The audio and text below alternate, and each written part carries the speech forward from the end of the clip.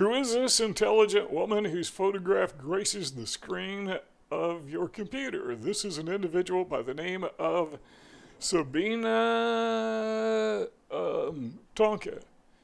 And she is, looks like the prototype, the quintessential German woman, and she's really upset because a political party known as the AfD, or the Alternative for Germany, or Deutschland, is gaining ground in the polls, and according to her, she has an unease about this because Tonka, who is 59, has heard about plans to deport millions of people, and that made her feel a call to action.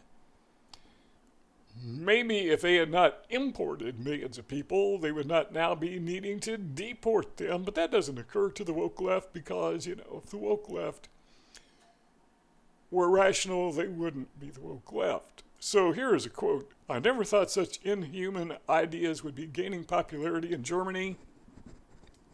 Again, what does that mean? Well, let's go up to the headline.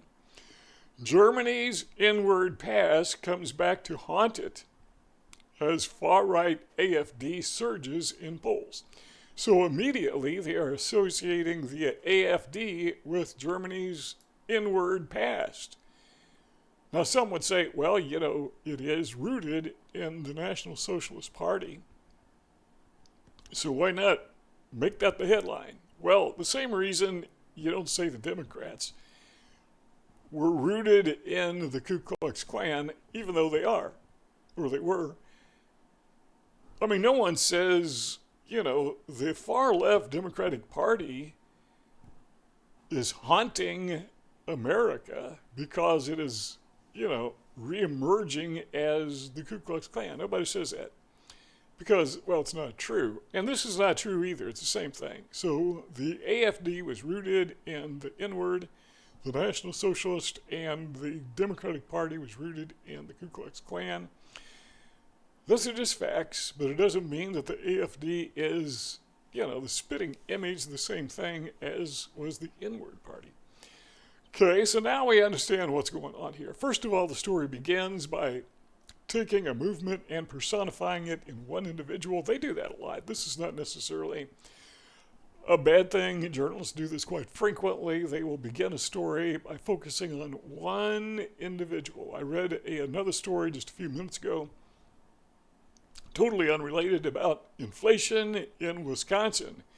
And that story began the same way. I think it was a 57-year-old woman who was really upset because grocery prices in Wisconsin have gone up 25%, and they had her photo on the cover or on the website, just like this one has a photo of, what's her name again?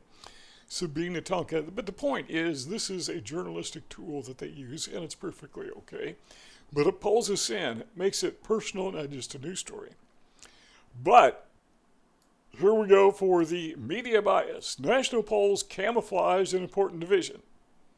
The AfD has disproportionate support in formerly communist and less prosperous eastern states. After the fall of communism in 1989, I actually remember that. I think many of you do. The unification of East and West Germany a year later. Many people in the 5 eastern states lost not only their jobs, but their collective past. And here comes the bias. Are you ready? Leaving them disoriented and helpless. So the people who are supporting the AfD, they are suggesting, are disoriented and helpless.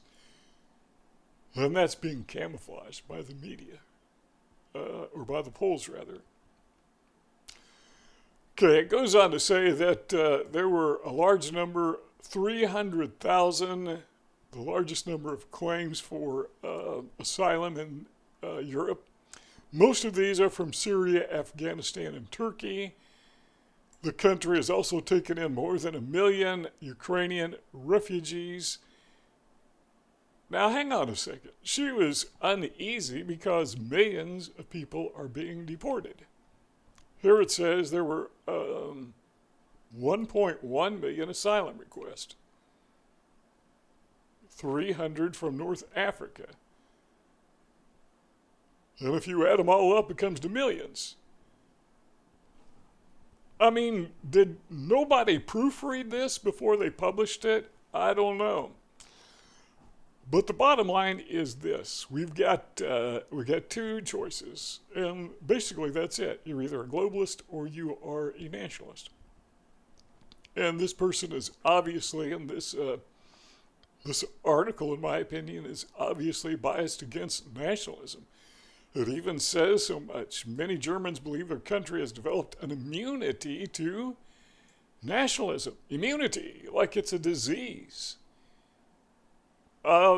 In-group bias is a part of human nature. It's natural. For good or bad, it's natural. It's not a disease. It's part of us. And we are bred to be nationalists because, well, it's good for us, that in-group bias. It's not always a good thing, but largely we want to defend ourselves, defend our prodigy, defend our gene pool. And it makes perfect sense, but these guys have to demonize it. And why are they opposed to nationalism? Well, is it because they have an ideology that contradicts human nature? And that ideology is global Marxism? That's my conclusion, by the way. And we will see you all next time.